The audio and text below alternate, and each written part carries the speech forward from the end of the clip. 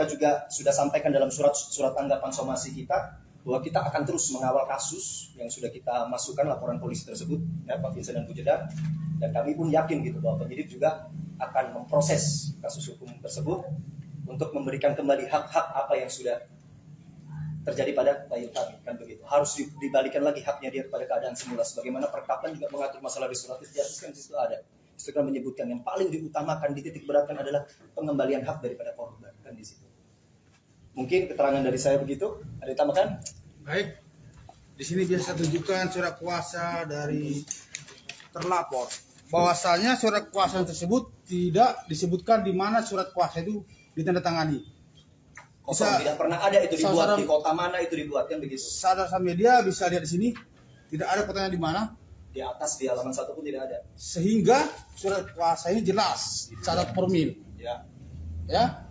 Dan kami tidak tahu di mana ditandatangani, apakah tersembunyi atau bagaimana. Ya. Coba dicoret. Jadi memang dalam surat kuasa ini, karena kan surat kuasa ini merupakan lampiran dalam memberikan satu teguran, dalam melakukan upaya hukum, inilah legal standingnya.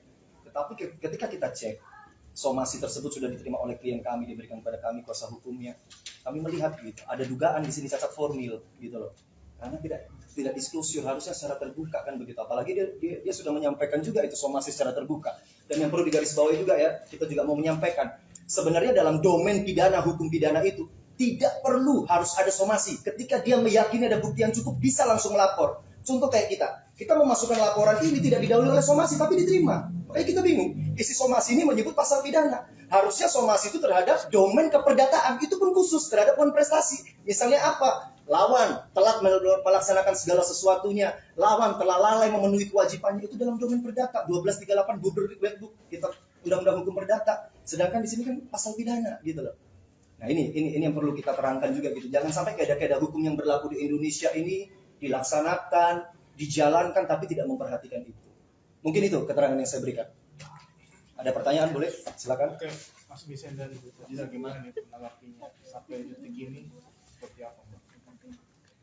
Ya kalau saya pribadi ya, sebagaimana udah disampaikan tadi oleh kuasa hukum saya, prinsipnya saya yakin, saya optimis, saya percaya terhadap laporan polisi yang sudah saya buat, saya masukkan tanggal 15 Juni 2022, itu dapat segera diproses oleh penyidik yang menangani kasus saya tersebut.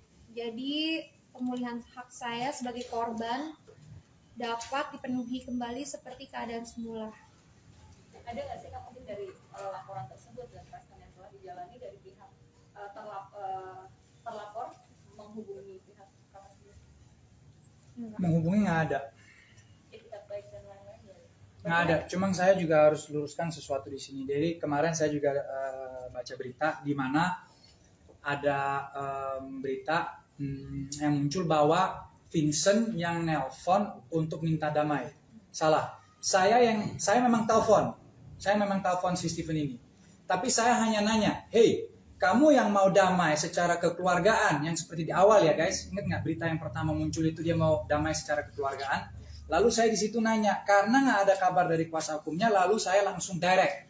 Dan di situ saya nanya baik-baik, "Kamu maunya damai secara kekeluargaan? Oke, ceritakan caramu kayak gimana. Coba ceritakan, saya mau tahu." Kalau masalah damai, saya open untuk damai ya guys. Saya open, saya nggak tolak, saya open. Cuma saya mau jelaskan saja bahwa oke, kalau saya mau damai secara kekeluargaan, yang kamu ngomong, yang kamu sebutkan itu, gimana cara kamu? Lalu diputar itu. Dibilangnya saya yang minta damai. Salah, saya open untuk damai, tapi bukan saya yang minta damai. Karena saya yang korban di sini. Kan gitu. Terima kasih sudah menonton video ini. Jangan lupa subscribe dan aktifkan lonceng notifikasi supaya kamu nggak ketinggalan video terbaru dari Grid.